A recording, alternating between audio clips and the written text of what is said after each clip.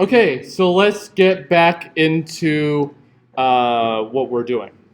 So you may be thinking, okay, are Turing machines really the end of the line here? So we started with regular languages, and then we saw, oh, there were some things that regular languages don't have. There are things that are non-regular. So we went up and upgraded to context-free languages, and then we saw some things that are not context-free either, and then now we're up to decidable and recognizable. We didn't talk about whether decidable and recognizable are the same yet. We'll get there eventually. But let's just talk about recognizable, for example. Is this really the end of the line? So is there a more powerful model than Turing machines?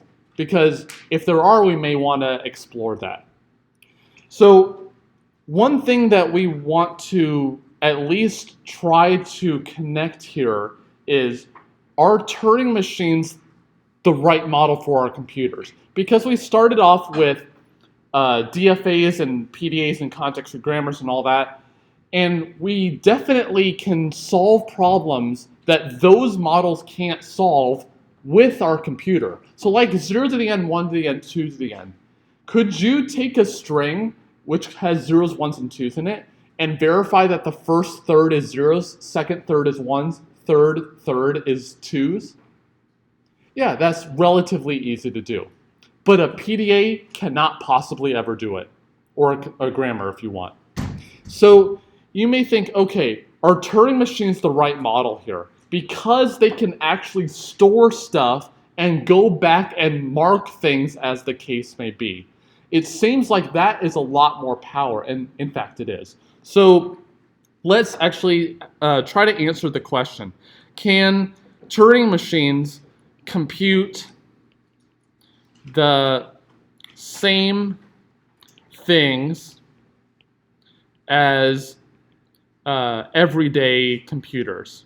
And I'll put everyday in quotes because there's not really a fixed definition on what an everyday computer is, but the computers we use every day. Okay, so just like a laptop or a desktop or whatever, or smartphone, anything like that. So can they really compute the same things? That's what we kind of want to answer. Well, if they can, then let's just say that they really do compute the same things.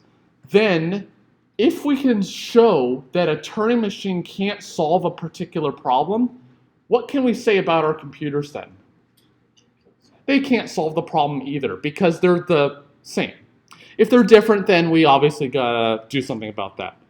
Well, what did we do at the beginning of the class? We started with the simplest possible model and then started adding things to it. Let's try to do the same or analogous thing here.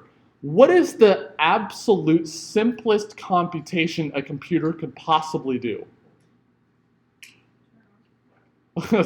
Turn on.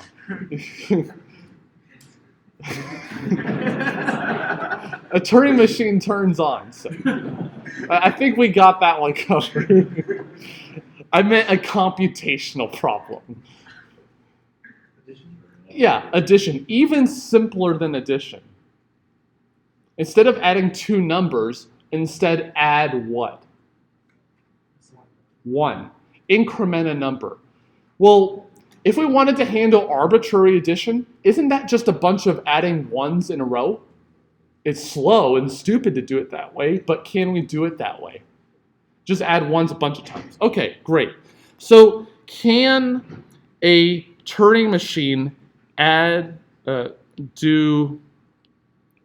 do increment?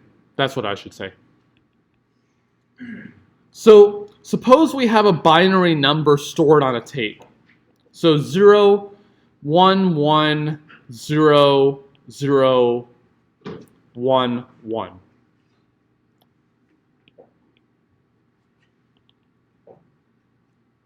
And I'm going to put a special symbol at the front to make things easy.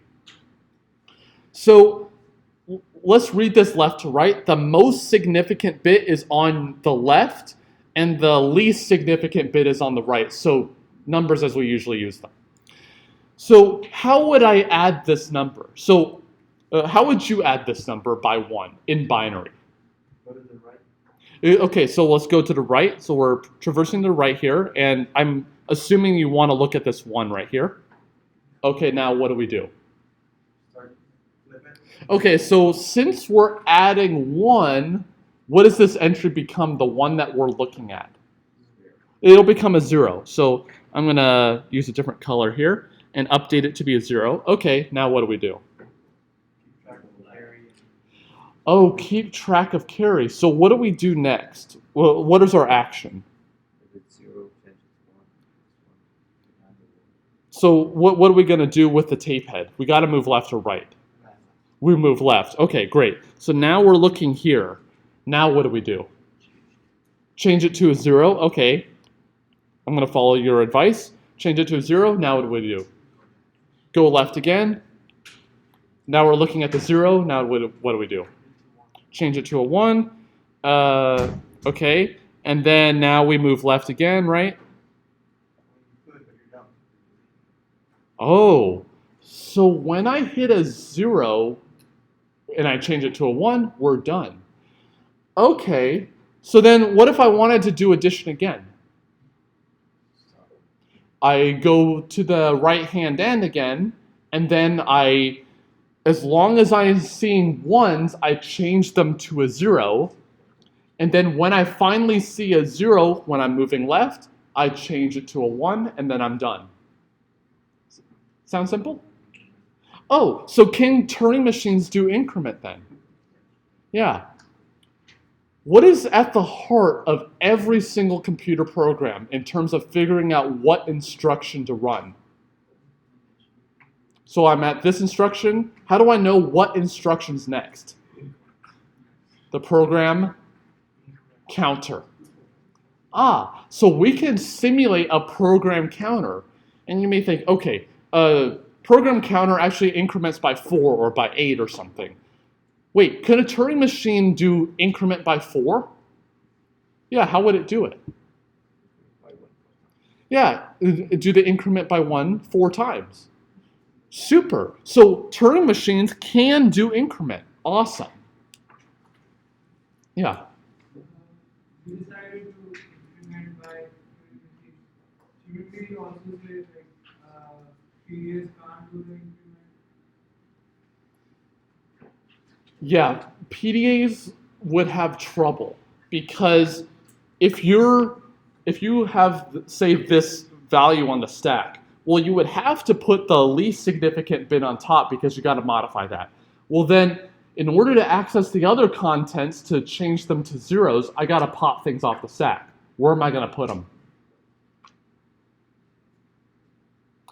Because if I have a whole bunch of 1s on the stack and I got to change them to all zeros, where am I going to store them? That's an issue. So PDAs can't do addition. Is that a proof that they can't do it? No. So just because this method doesn't work doesn't prove that they can't. You can prove that they don't, though. So there's a way of designing a language so that you can have W$X, where X is the binary value of W plus 1, and you can show that that's not context-free. So there are ways around it. Okay. Okay, so they can do increment. Could a Turing machine add 2 binary numbers X and Y? So here we want to add X and Y. So let's just say they're on the tape somewhere, maybe with a delimiter, and we want to store their addition somewhere. Okay? So if we can do this, then we're really rolling here. So how would a Turing machine, do you think, do this? Okay, so let's see. So let's do an example here. So let's say 0, 1, 1, and then maybe a delimiter to separate the 2 binary numbers, and let's just say 0, 1 is the other one. Actually, let's make it 1, 0 to make it more interesting. Okay, so here are my two binary numbers. What would you do? So there are a number of ways you can go here, but how would you do this? How would you add these two numbers using a Turing machine? You can increment the one on the left and take one from the other. Ah, so if I wanted to know x plus y, isn't that the same thing as saying x plus 1 plus y minus 1? Yeah, because I'm adding 1 and subtracting 1. So the value is the same. Oh, can we subtract 1 from a number that's bigger than 0? Yeah, so it's basically the inverse of the procedure before. As long as we're seeing zeros, change them to 1s, and when we finally see a 1, hopefully, we change it to a 0. So what we can do is increment the number on the left and subtract 1 from the number on the right. When do I stop doing this process? When the right's all zeros. And then we finally added the number. Pretty cool. So in fact, so add 1 to x and subtract 1 from y until y becomes 0. And at that point, x has the sum as its value. Pretty cool. So just by using as a black box the increment step and decrement, we can actually do addition of whole binary numbers. Check. You have a question? Okay. Any questions about that? So what else can a computer do? Multiplication. So can a Turing machine do multiplication?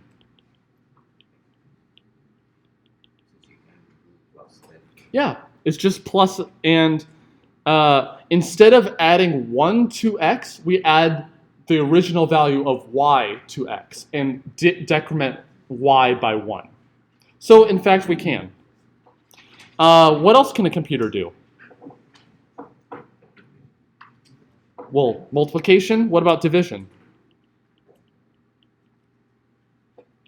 Well, there's a mandated algorithm, say by IEEE, or just standard integer division that every computer follows.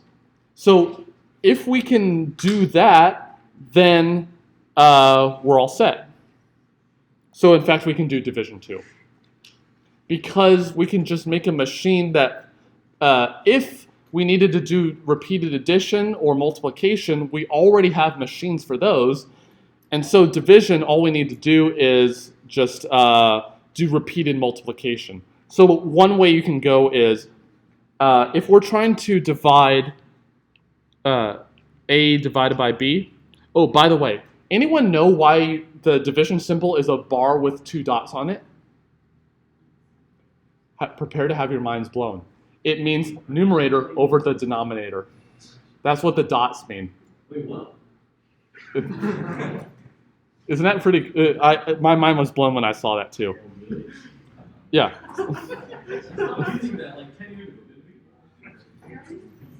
I didn't have the same schooling that you all did. Okay, so let's say that we're trying to do integer division, no floating point business.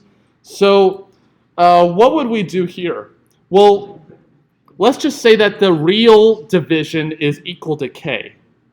We don't know this value of k, but could we try to find it? Well, what we can try is, let's try b times 1, then b times 2, then b times 3, etc., until b times k is bigger than a.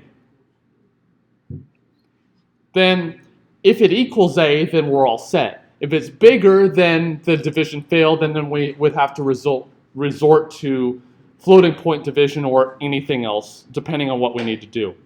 Well, ignore the greater than or equal part. Can we do this repeated multiplication thing? Yeah, because if we can do multiplication, then we would have the original number b already. We would just have a number 1 here that we increment over and over and over, and then we can just do the repeated multiplication at that point. How can I check whether a number is bigger than another one? Subtract, and then see if whether it's all zeros or not. Pretty interesting. Yeah, so there's some business with like negative signs. The details are not important. It's just, is it possible to actually do this? Yeah.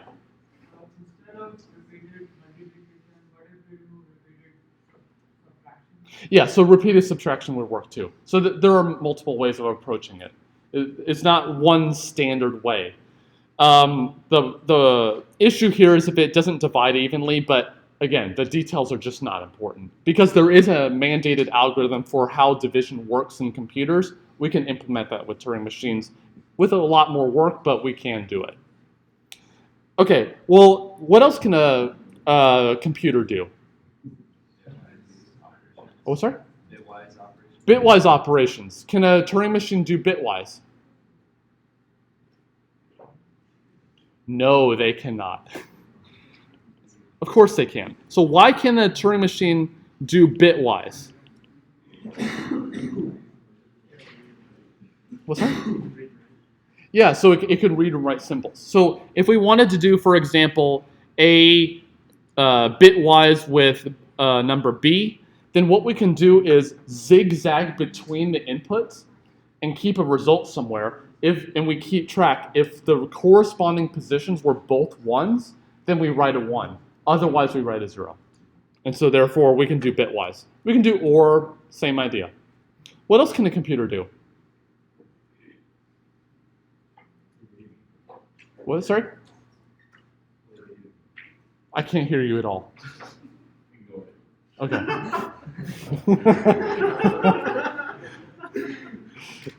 Okay. What can a computer do?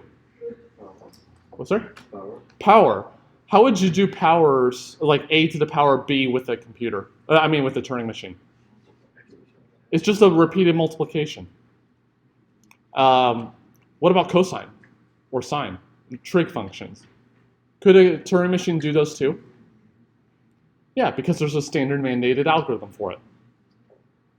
Is there anything that a computer can do that a Turing machine can't? Log into Facebook. In fact, it can too, if you equip it with the right capabilities, with the ability to access the servers and everything. So it appears that a computer and Turing machine really are the same. Does that prove that they are the same? Yeah. True and false in what sense? Well, I don't know. I feel like you also have to do like this and this. So, like, never mind. So there's a logical true false and an existential true and false. I'm not sure if a computer can do existential truths of our universe yet. But it can do logical operations for sure because that's just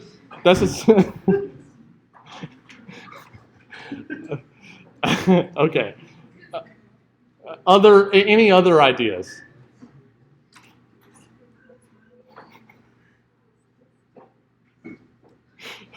Okay. So it appears that a Turing machine can really do as much as what a normal computer can do.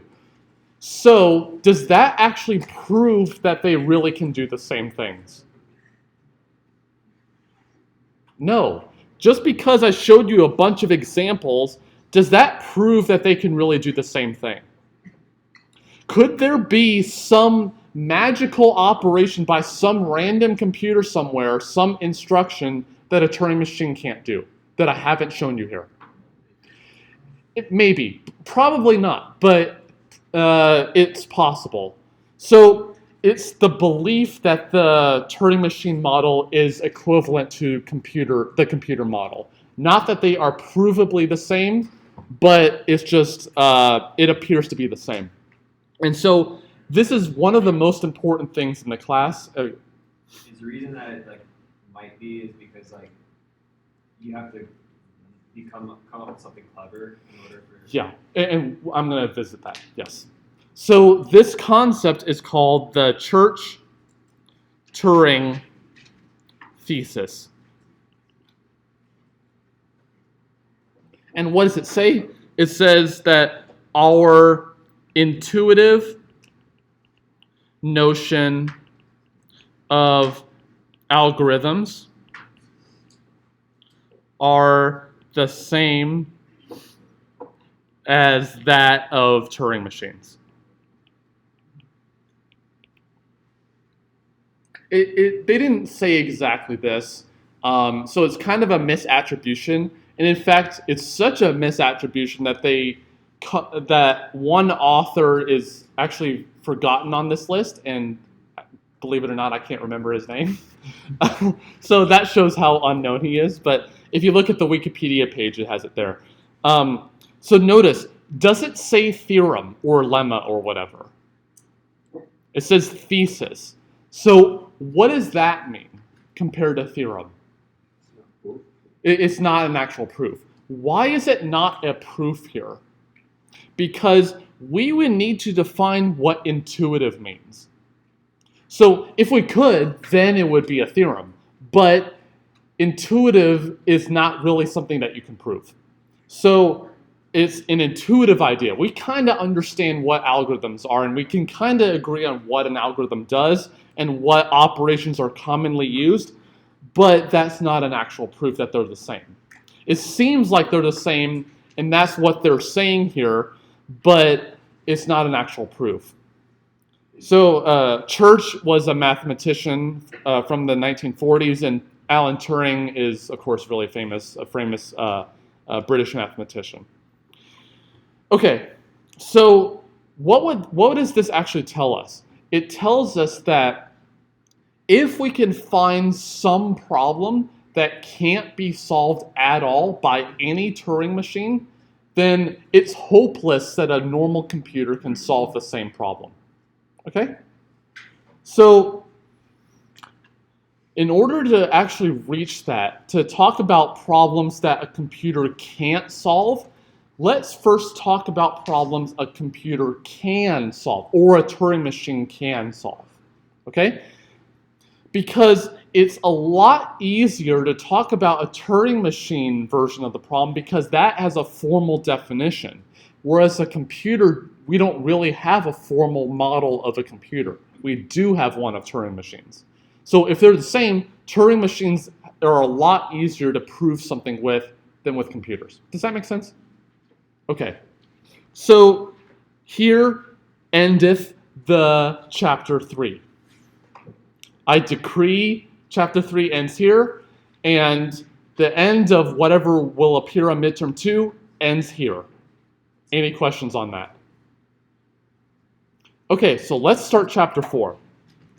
So in order to talk about various problems that a computer can solve, we need to be able to talk about, can a Turing machine reason about the earlier models that we've been talking about? So think of the DFA problem. So could you write a program that has a DFA built in it, and you take input from the user and run it through the DFA and see if it accepts? Could you do that? Yeah. So it seems like, based on the Church-Turing thesis, because your computer can do it, therefore Turing machines can do it. Well, how do you present a DFA to your computer, for example? A bunch of if statements, but think of it, instead of a fixed machine, think of it like you're providing the DFA as input, an arbitrary DFA as input. How would you represent it that way? Well, one way you can do it is, so we're going to talk about representations. So for a DFA, well, the 5 pieces are the states, input alphabet, transition function, start states, and final states. Well, what you would usually do is say you would make a class or a struct or whatever. And then you would have the 5 attributes. A set corresponding to the states, a set corresponding to the input alphabet, some kind of map or hash function or something, or an array maybe, corresponding to the transition function, a single element corresponding to the state, the start state, and a set of states for the final states. So first off, if I provided you a garbage input, so it's not a DFA, like one of the final states is not actually a state, or a transition is actually missing, could your computer actually verify that the input really is a DFA? Yeah, so what would you do? Well, the states you don't have to worry about. The input alphabet you don't have to worry about, because those could be anything. The transition function always has to be some state, any state at all, with any input symbol has to be defined. So there must be, if there are n states and a different characters on the input, then there are n times a different transitions that occur, because each one of the states has a transitions. So you just say, well, does the set have the right size? And then you need to say, for the start state, is it an element of the set of states? And for the final states, is it actually a subset of the set of states? And then if all of those checks pass, is the input really valid? It's not a rhetorical question. Yeah, so if all those checks pass, it is a DFA. So what you would do, for example, is you would say, okay, I'm going to have a class here called DFA, and this isn't adhering to any programming language, so I'm not going to adhere to C++ or Python or whatever. We're going to have a set of states called Q, a set for the, I'm going to actually call it capital sigma like this. I'll have a, let's see. So what we can have an array of triplets, delta. And what we would have here is each triplet looks like Q, A, and R, where Q, maybe I shouldn't use A. I'll do X for the input. So Q and R are states, and X is in sigma. What we would have is a state called Q0, and then a set F, and where F is a subset of Q. So you would just make a class like this. So don't read too much into this, because it's just saying that your computer can do it, really. Well, if we want to do this DFA verification problem with a Turing machine, does a Turing machine have classes and structs and functions and all that? No. What does it have? What is it provided? It's provided, well, the tape, but something on the tape, the input. So we would then need to represent these five things as an actual string to present it to a Turing machine correctly. Well, how would you do this? How would you write out the set of states and then the other 4 pieces as a big, long string? What would you do? You would put commas in between. So like what you would do is say, okay, if Q is, say, Q0, Q1, etc. up to Qn, then for the string, you would have Q0, so this is the actual string. Q0, comma, Q1, comma, Q2, comma, etc. up to Qn. You just put commas in between. What about, so I'll move this back up. What about for sigma, the input characters? Would you do the same thing if you wanted to present the input characters as input to the Turing machine? Because the Turing machine needs to know what the characters are. Yeah. So you would write out a string like this too. What about the transition function? Well, what you can do is you can have triplets and then put delimiters in between each one of those. Q0 is fine because it's just one thing. And F, that's the same thing too, just put commas in between. Well, if I wanted to provide all 5 of them as a single string, what would we do? Right, separate them with a special symbol. So this is our input to the Turing machine. So here we would have # at the front to say here's the beginning, then the set of states Q as a string, then a delimiter, then the input characters, then the transition function, then Q0, then F.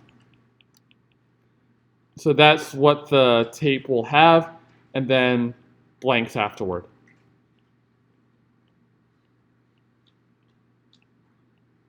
Does that make sense, being able to present the input like this?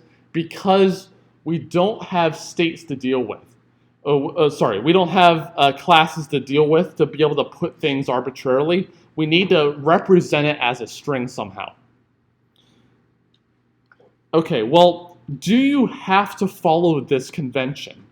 Could you have presented the input to the Turing machine in a different way and designed a different machine for it? Yeah, so I could have put the final states right after the set of states. I could have put the start state right at the very beginning. So you didn't have to do it in this order. But does it really matter what order you put it in as long as you can verify that this is the DFA? Does it really matter? Yeah, so it doesn't matter. So we're not going to actually concern ourselves with how we're putting everything as a string. We're just concerned about whether you can actually recover the original DFA or not. Can I read out the set of states? Can I read out the final states? All that stuff. So we want to look at encodings of machines.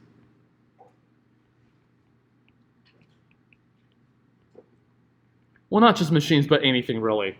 So we're going to look at something, so some new notation here.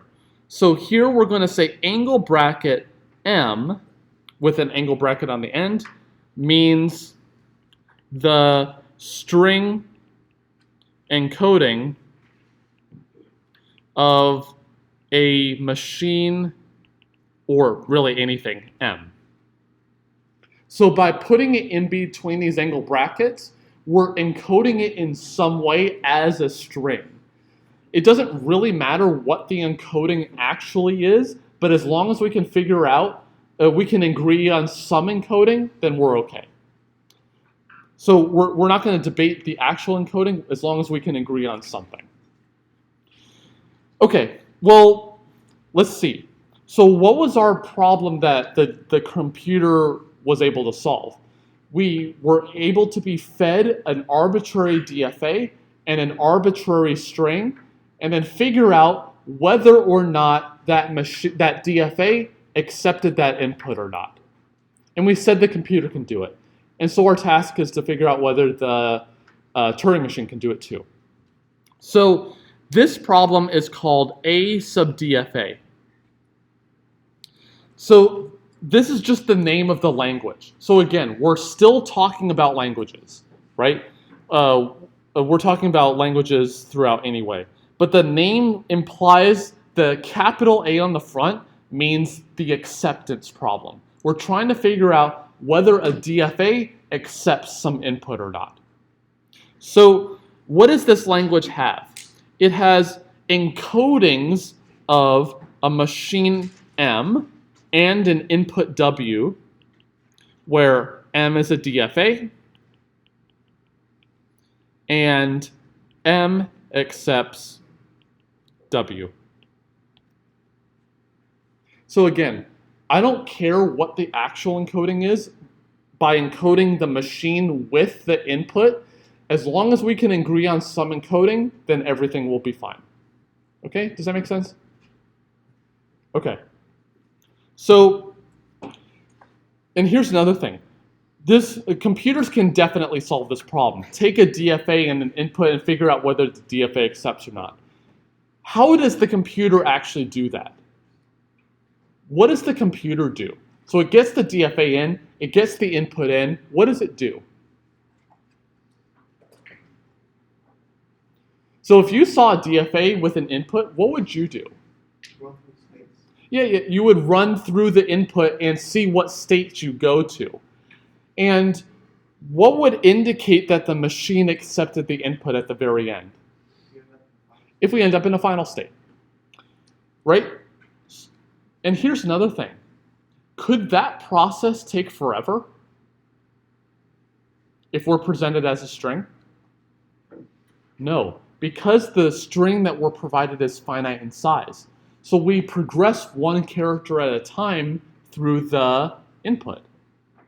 Cool. So because we don't care about what the actual encoding is, we can't really design a low-level Turing machine to actually solve this. So let's look at things from now on at a high level, because the details just don't matter here. So the way that we're going to write this is we're going to write in terms of plain English what the Turing machine actually does. So no formal anything. We're just going to write in high-level English.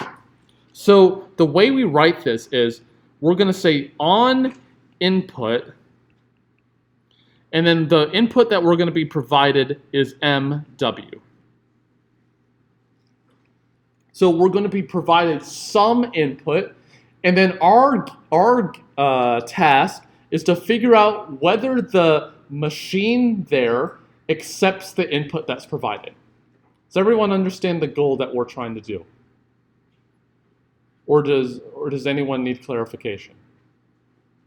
Yeah. Yeah, I can repeat that. That's fine. That's always a good idea in this class. So what is the problem that we're trying to solve? We're trying to figure out whether a Turing machine can solve or ask questions about simpler machines we've already talked about, because that will eventually lead us to a problem that we can't solve. So for this problem, we're trying to figure out whether a DFA given to us, as well as an input to that DFA also given to us, whether or not that DFA accepts that input or not. Okay? That's our task. It's an arbitrary DFA and an arbitrary input. And we want to figure out whether the DFA accepts the input. Okay, so this language is just a language because it's just a bunch of strings inside. It's just a bunch of string encodings of a machine and an input. It's still a bunch of strings, but they encode various machines. Okay? Any questions about that? Okay, so on input M and W, well, could we be provided bad input? Yeah, so think of any machine model. We don't necessarily have to be provided the good input. It's got to be able to handle any arbitrary bad input. So could I feed you an input that doesn't encode a machine or an input at all? It doesn't have either one of those. It's just bad input. Yeah, that could happen. So could we make a check as to whether the input really is a DFA and the input really is a string that could be fed through the DFA at all? Could we make that check? Yeah, well, we kind of outlined how to do that before.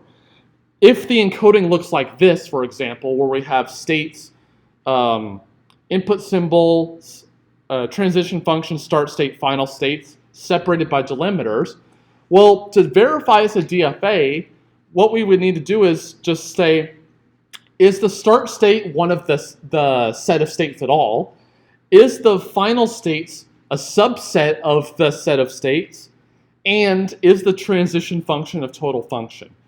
Verifying whether each state in every symbol has a defined transition. If all of those checks pass, then we're okay. Well, suppose that we wanted to provide input to this machine also. So I'm going to put a double £sign here to say the machine part ends here and the input part starts after this. So what we can have here is W1 here, W2, the input that's presented here. Well, so the DFA itself is okay to verify. Can I verify that the W string can be fed through the DFA at all? Can I verify that? Yeah, what would we do? Check it every letter against alphabet. Right, so check if every character in the input really is an input character. If every character's okay, then this input's good. Does that make sense?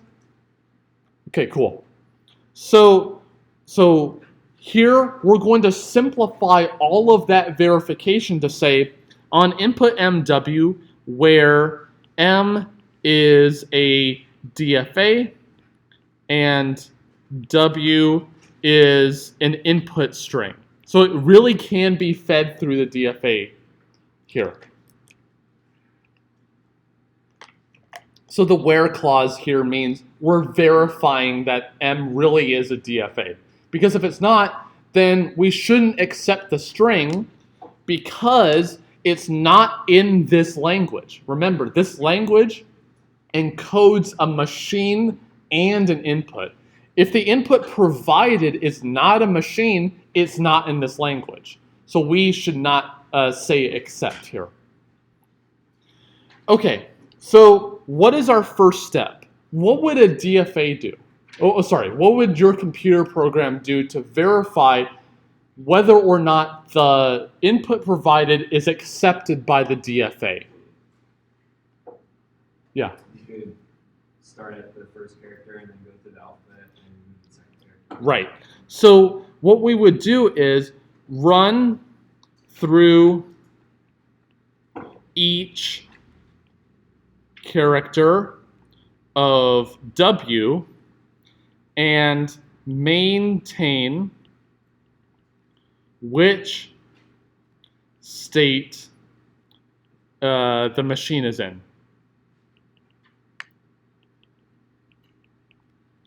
Isn't writing English a lot better than writing the machine or a formal proof?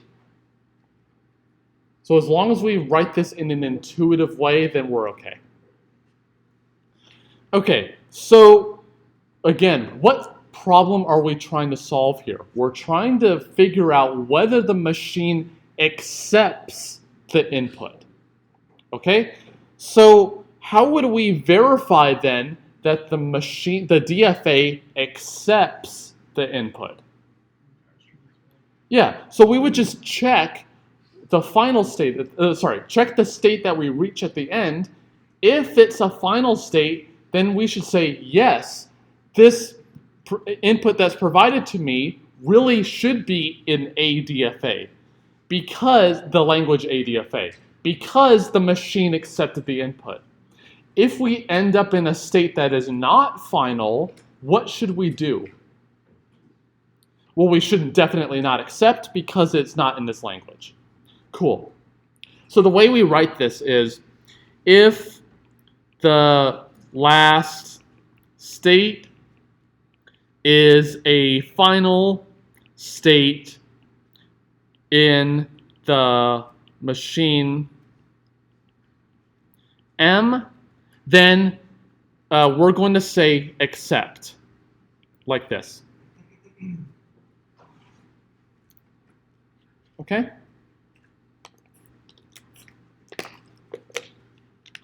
Well, if we want this to be correct, we want to handle the case when it's not a final state. So what we would do then is say, otherwise it's not a final state, and here we're going to reject. And by accept and reject here, if we were making the actual machine here, we would go to that state, Q accept, Q reject. And then the machine would stop, obviously. Okay? Yeah, go ahead. I don't know if we're gonna cover this next, but we're talking about abstraction here, right? Because we've been talking about the Turing machine where we have the tape and then we have behind like the brain with the states and we go through that in our head. But here we're putting that information on the tape. So we're assuming that we read that and then we make the diagram with the transitions and then we go through and that's how we check. Or Yeah, is it more yes. So we can do more detailed analysis here. So what you could do is say, well, if the DFA part is right here and the input is right here, what we can do is say, after this, we can maintain the current state right here. And then after that, we can maintain the index in the input. So then what we can do is like go back and forth across and then maintain what state we're in, as well as what the index is and increment it. So that's more detailed than what we need here. So this, what we have just done, is something called a high-level description of a Turing machine, obviously. I should write that better. Description of a Turing machine, yeah. This would just be a Turing machine that checks a DFA, though, right? It doesn't just check a DFA, it checks the input also and checks whether the machine accepts that input. Okay. But Turing machines can do more than just this, right? Yeah, so this is just an example of a Turing machine, yeah. Okay, so we have a language here and we described a high-level description of a Turing machine that it has this language. So by definition, because a Turing machine recognizes this language, what do we know about ADFA? Is it decidable or recognizable immediately? Because a Turing machine recognizes it. I know it's late. It's recognizable because a Turing machine has its language. If you build a Turing machine, its language is recognizable.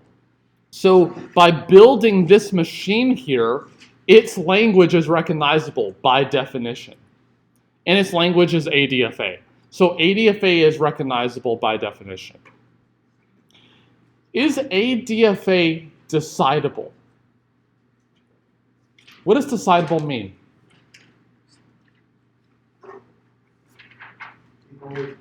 Always, the machine always halts.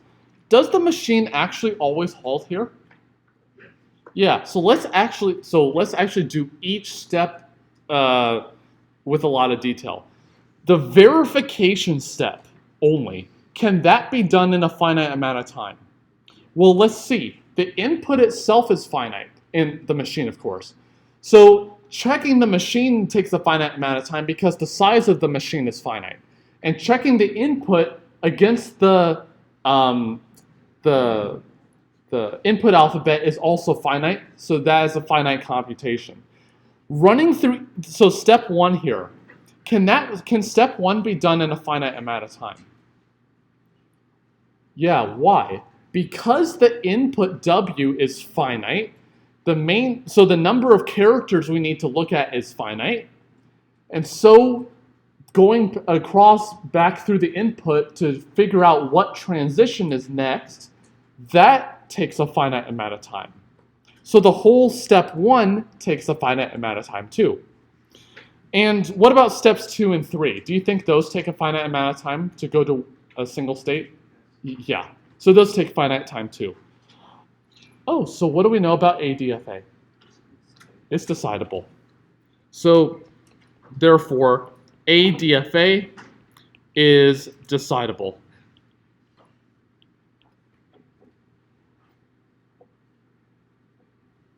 Okay. So let's do one really quick example and then I'll let you go. What about A sub NFA, not DFA, where instead of DFA, we have an NFA. Isn't